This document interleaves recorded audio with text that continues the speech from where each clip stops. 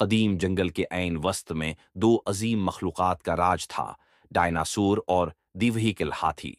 اگرچہ یہ حقیقت میں لاکھوں سالوں کے فرق سے موجود تھے، مگر وقت اور حالات نے ایک متبادل کائنات تخلیق کر دی تھی جہاں یہ شاندار مخلوقات ایک ساتھ رہتی تھیں۔ جنگل گھنے درختوں، سرسبز پودوں اور زندگی سے بھرپور تھا۔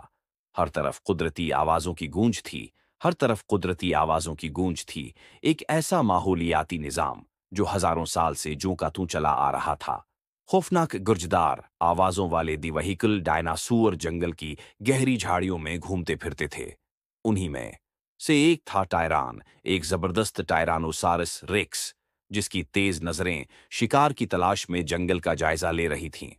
ٹائران اس قدیم سلطنت کا بلا شرکت غیر بادشاہ تھا اور اس کی موجودگی ہیبت طاری کر دیتی تھی، مگر اس جنگل میں ٹائران ہی واحد مخلوق نہیں تھی جس کے رعب کا سکہ چلتا ہو۔ قریب ہی ایک ہاتھیوں کا غول جنگل کے کنارے چرتا پھر رہا تھا، ان کے قدموں کی گونج زمین کو لرزا رہی تھی۔ اس جھنڈ کی سردار لومینا اپنے تجربے اور سمجھداری سے انہیں راہ دکھا رہی تھی۔ اس کے لمبے سفید دانت سورج کی روشنی میں چمک رہے تھے۔ جیسے ہی دن نے شام کا لباس پہنا، ایک حیران کن ملاقات ہوئی۔ شکار کی تلاش میں ٹائران ایک کھلے میدان میں پہنچ گیا جہاں لومینا کے غول کے ہاتھی چر رہے تھے۔ جنگل میں گہرا سکوت چھا گیا جب یہ دو جاندار آمنے سامنے ہوئے۔ وقت جیسے تھم گیا۔ ایک انجانی سی ہم آہنگی ان کے درمیان پیدا ہوئی۔ شاید یہ طاقت اور عظمت کا باہمی ادراک تھا، یا شاید یہ احساس کہ وہ دونوں اپنے اپنے علاقوں کے حکمران تھے۔ چند لمحوں کے لیے وہ ساکت رہے، جیسے قدرت نے بھی دم سادھ لیا ہو۔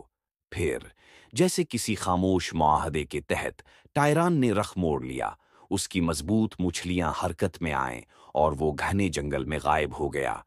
لومینا نے ایک مدھم سی چنگھاڑ بلند کی، جیسے اپنے جھنڈ کو اطمینان کا اشارہ دے رہی ہو، اور ہاتھی دوبارہ اپنے کھانے میں مشغول ہو گئے۔ یہ ایک ایسی دنیا تھی جہاں قدیم ڈائناسور اور دی وہیکل ہاتھی ایک ساتھ رہتے تھے، اور فطرت ہے کہ اس توازن کی خوبصورتی الفاظ سے ماورا تھی۔